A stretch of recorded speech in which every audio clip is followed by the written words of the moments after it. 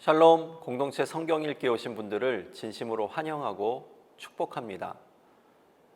오늘은 사무엘하 9장서부터 12장까지의 내용을 우리 한번 나누어 보겠습니다. 사무엘하 9장은 요나단의 아들 무비보셋을 선대하는 다윗의 이야기가 기록되어져 있습니다.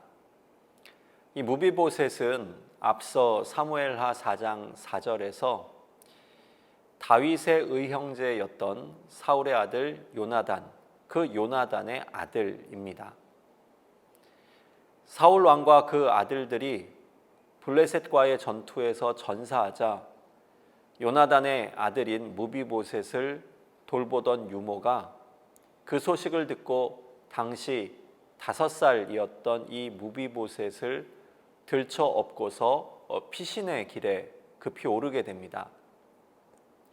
그런데 이때 아이를 그만 떨어뜨렸고 이로 인하여서 무비보셋은 다리를 크게 다치고 그 후 그는 다리를 절게 되었습니다.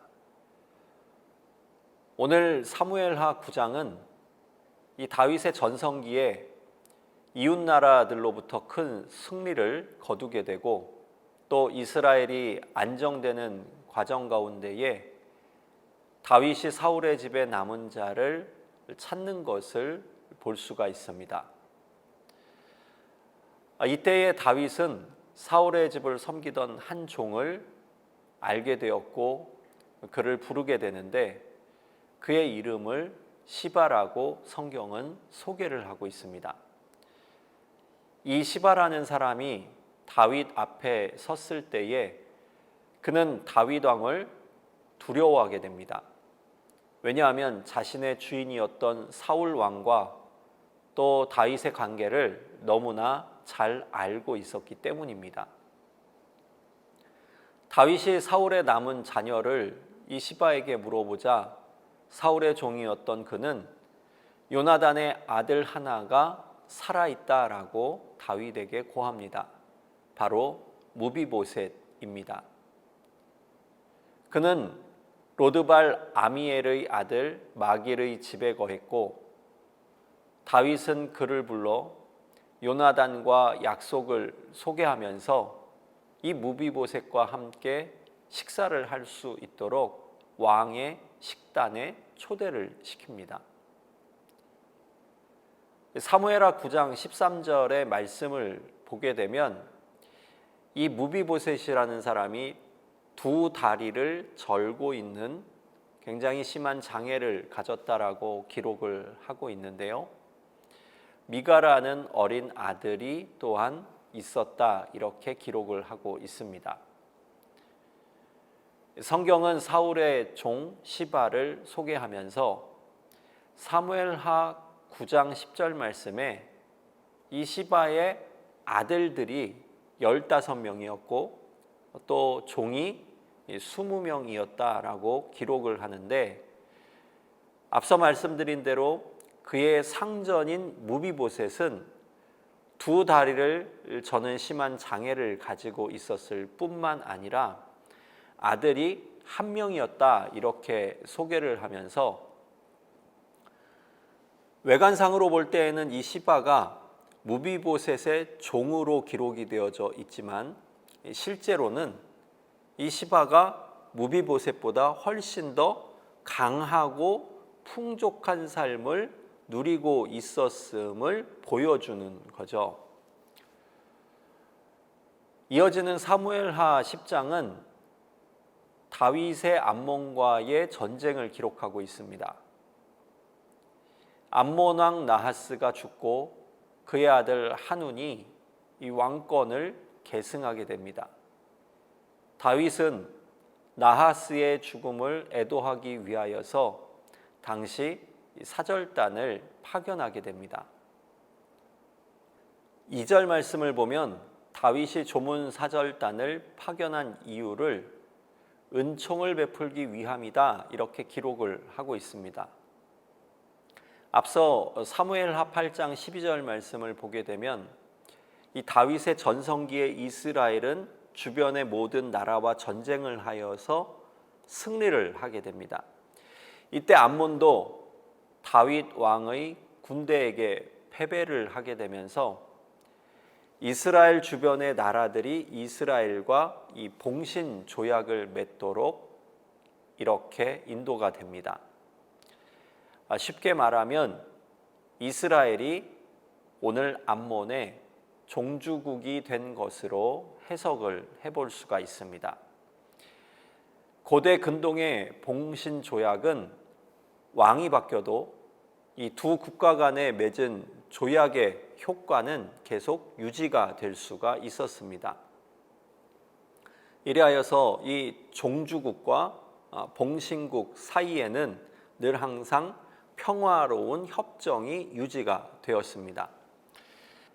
다윗은 봉신국가인 암몬의 왕의 죽음에 애도를 하기 위하여서 사절단을 보내는데 암몬의 군사적 사령관들이 다윗의 사신들을 마주 보면서 의심스럽게 대하기 시작합니다. 그리고 이 사절단에 수치를 안겨줌으로써 이 전쟁의 불씨를 만들게 되죠. 그들의 옷자락을 잘랐고 그들의 수염을 자르게 됩니다. 이는 암몬 왕 한운과 지도자들이 다윗의 영향력에서 벗어나려고 하는 의도를 가지고 저지르는 만행이었습니다. 9절로 12절의 말씀을 참고하시면 이에 다윗은 전쟁을 나서게 되는데 군대 장관인 요압의 인솔로 라빠에 도착한 이 이스라엘 군대는 이 정면으로는 암몬 군대와 전쟁을 치러야지 되는 상황이 되었고 또 뒤로는 아람의 연합군이 전쟁을 준비하고 있어서 그 중간에서 전쟁을 치러야지 되는 위기를 맞게 됩니다. 이때 요압은 이스라엘 군대를 둘로 나눠서 이 선발대는 요압과 함께 아람 연합군과 싸우게 되고 또 후발 군대는 아비새와 함께 암몬 군대와 싸우도록 이렇게 전략과 전술을 정리를 하게 됩니다.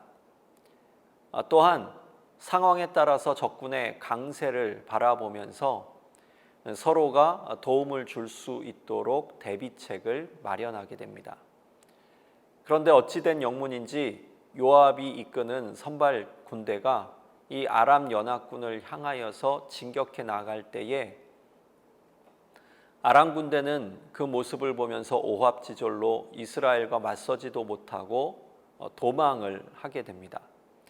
그리고 이 소식을 접하게 된 암몬 군대 역시 아비새가 이끄는 후발 군대를 피하여서 성 안으로 도망하여 전쟁은 쉽게 마무리가 되게 됩니다. 이어지는 사무엘상 10장 15절에서부터 19절까지의 말씀을 보게 되면 이때 아람 연합군이 이스라엘 군대에게 패배를 하게 된 다음 소바 왕 하닷 에셀의 군사령관이었던 이 소박이라는 사람이 다시 아람의 연합군을 재편을 하게 됩니다. 그래서 이스라엘과 전쟁을 치르는 장면이 기록이 되어져 있습니다. 다윗은 이때 아람 병거 700대와 마병 4만 명을 죽이게 되었고 하닷 에셀의 군사령관이었던 소박을 죽임으로 아람의 연합군으로부터 대승을 거둘 수 있었습니다. 이를 계기로 아람의 연합군들은 이스라엘과 화친 조약을 맺게 됩니다. 당시 하닷 에셀의 봉신에서 이제는 다윗의 봉신으로 모두가 전향을 하게 됩니다. 다윗은 하나님께서 말씀하셨던 이 약속의 땅 북쪽 경계선까지 이때에 큰 영향력을 끼치게 되었고 또한 당대 태평성대를 누릴 수 있게 되었습니다. 이처럼 다윗의 전성기가 펼쳐지고 이스라엘이 이웃나라를 지배하는 굉장히 큰 강대국으로 그 세력이 확장이 되어 나갈 때에 다윗에게는 하나의 위기가 찾아오는데 그것이 바로 영적인 나태함이었습니다. 11장 말씀을 보시게 되면 주변에 전쟁이 일어나서 왕들이 전쟁에 참여를 할 때에 다윗은 왕궁에서 군대장관 요압과 이스라엘의 군대를 파견합니다. 그리고 그는 홀로 예루살렘 성 안에서 낮잠을 자고 안락한 삶을 누리게 됩니다. 어느 날 해가 저물어 갈 때에 그는 침상에서 일어나서 왕궁 옥상을 이리저리 거닐다가 멀리서 한 여인이 목욕을 하는 것을 보게 됩니다.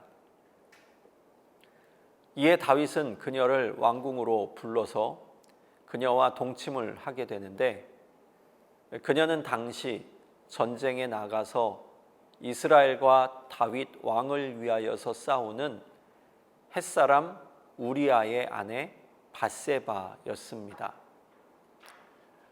그녀의 임신 소식을 전해 들은 이 다윗, 이 일을 자연스럽게 덮기 위하여서 전쟁에서 싸우고 있는 장수 우리아를 궁으로 부르게 됩니다. 그리고 다윗은 우리아에게 집으로 가서 쉬기를 청하지만 그는 적진에서 싸우는 동료들을 생각하며 집에 들어가지도 않고 아내와 잠자리를 함께 하지도 않습니다. 이에 다윗은 요압에게 편지를 쓰게 되는데 그 편지의 내용은 우리아를 적진 한가운데에 집어넣고 이스라엘 군대는 모두 철수하여서 우리아를 죽이기를 바란다라는 편지였습니다. 군사령관 요압은 다윗의 이 편지를 받고 그를 적진의 한가운데에 남겨두고 이스라엘 군대는 철수시켜서 우리아를 죽게 만듭니다. 그리고 이 전령을 보내어 이 소식을 다윗에게 알림으로써 우리아의 가정을 파괴시켰고 밧세바를 자신의 아내로 맞이하게 됩니다. 이는 오늘날로 말하게 되면 권력형 비리라고 할 수가 있습니다. 다윗은 성범죄를 일으켰고 그것을 은폐하기 위하여서 살인 계획을 저질렀고 법적으로 아무런 문제 없이 밧세바를 자신의 아내로 만드는 치밀함을 보여줍니다. 하지만 사무엘하 11장 27절의 말씀을 보시면 그 일을 하나님께서는 다 보고 계셨고 그가 한 일을 하나님께서는 분명하게 악하게 여기셨다 이렇게 기록하는 말씀을 보게 됩니다. 사무엘하 12장 1절로 6절의 말씀은 이 선지자 나단의 비유와 다윗의 판결을 기록합니다. 하나님은 선지자를 다윗에게 보내셨고 큰 부자와 극빈자의 비유로 나단 선지자는 이야기를 풀어나갑니다. 한 부자가 어떤 가난한 자의 하나밖에 없는 양을 탐내고 빼앗아 자신의 손님을 대접했다라는 이 비유에서 가장 중요한 핵심 단어는 빼앗다 또는 강탈을 의미하는 히브리어 락카흐입니다. 락카흐. 사무엘 선지자가 이미 사무엘상 8장에서 왕정 도입에 반대하면서 예견했듯이 왕을 세우게 되면 왕이 백성들의 소중한 것을 강제로 취할 것이다 라는 그 경고가 오늘 현실로 나타나고 있는 상황이죠. 나단이 사용한 이 비유는 가장 효과적인 메시지를 다윗에게 전달하게 되는 수단이 됩니다. 다윗으로 하여금 간접적으로 자신의 행동을 객관적으로 바라보고 또 그것을 판단할 수 있도록 도와줍니다. 이에 다윗은 이 비유에 등장하는 부자에게 매우 분노하여서 그에게 사형을 선고합니다. 사형의 이유는 가난한 자를 불쌍히 여기지 않았기 때문입니다. 그런데 7절 말씀에 보게 되면 나단 선지자가 당신이 그 사람이라 이렇게 지목하기 전까지 다윗은 하나님 앞에 밧세바와 우리아에게 범한 범죄를 회개하지 않았습니다. 여기에서 하나님이 다윗에게 이 회개의 기간을 무려 1년 정도 허락하셨다라는 부분을 우리가 주목해서 보아야지 됩니다. 하나님은 이 사건으로 인하여서 다윗에게 세 가지 심판을 예언하셨습니다. 첫 번째, 10절 말씀에 보게 되면 칼이 내 집에서 영원토록 떠나지 않을 것이다. 두 번째, 내 아내들도 백주되나되 이런 비참함을 당하게 될 것이고 내가 그것을 보게 될 것이다. 그리고 14절 말씀에 보게 되면 세 번째로 당신이 낳은 아이는 반드시 이 죄로 인하여 죽을 것이다 입니다. 그리고 사무엘상 12장 18절 말씀을 보게 되면 아이는 태어난 지 일주일 만에 하나님의 말씀대로 죽게 되죠. 앞서 하나님은 다윗에게 1년이라는 기간 동안 회개할 수 있는 기회를 주셨지만 다윗은 오히려 시간이 지날수록 그 죄를 덮고 잊으려고 하였습니다. 죄는 하나님의 말씀을 업신여기는 마음의 행위로부터 시작이 됩니다. 이어지는 사무엘하 12장 13절에서부터 23절의 내용을 우리가 보게 되면 다윗의 회개와 하나님의 심판이 기록이 되는데 나단 선지자의 예언대로 아이는 태어났지만 이래 즉 7일 만에 죽게 됩니다. 그리고 이어지는 24절로 25절 말씀을 우리가 참고해서 보게 되면 하나님께서 밧세바를 위로하시기 위하여 또 다른 아들을 그때에 허락해 주셨는데 그의 이름이 바로 솔로몬입니다. 하나님께서 이때 나단 선지자를 보내셔서 그 이름을 여디디야로 지어주셨는데 여디디야는 여호와께 사랑을 입었다라는 의미입니다. 마지막으로 사무엘하 12장 26절에서부터 31절은 요압이 암몬 자손의 랍바성을 쳐서 점령하고 또 암몬의 성읍들을 점령한 이야기를 계속해서 다루고 있습니다. 이제 사무엘하 9장서부터 12장까지의 내용을 다시 한번 깊이 묵상해 보시기 바랍니다.